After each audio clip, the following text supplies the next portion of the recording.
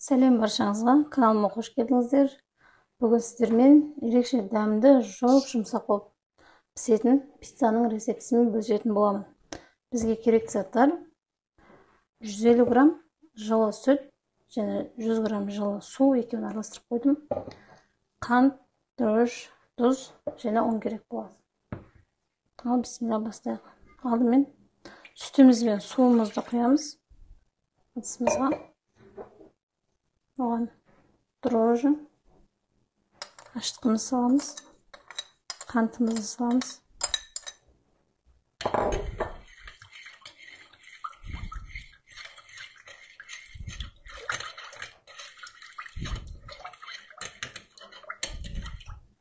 Жұмсақ, қолымызға жабыспайтын ұн илейтін боламыз.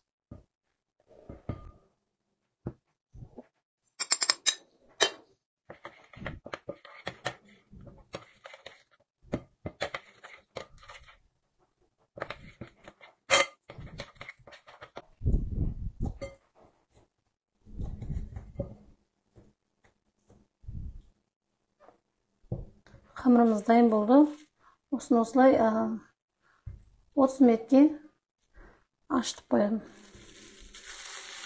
Пиццаның сосын жасау үшін бізге 3 тал помидор, томатный паста, кептірілген жалбыз, мята керек болады. Кептірілген мята қоссаңыздар, дәмі ерекше дәмді болады.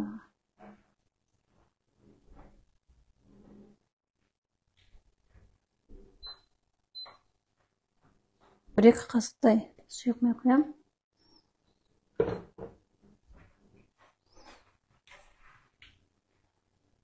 Помидордарымызды салып,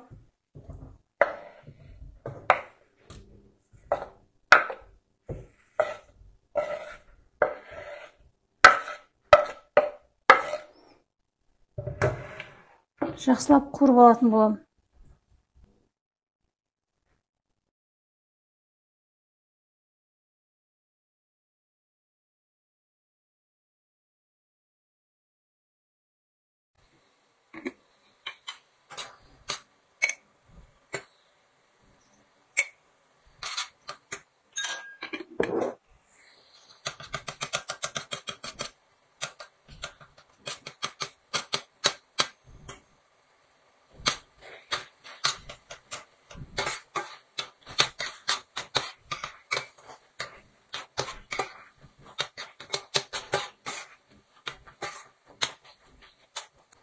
Осыған 1 қасық кептірілген жалбыз мята.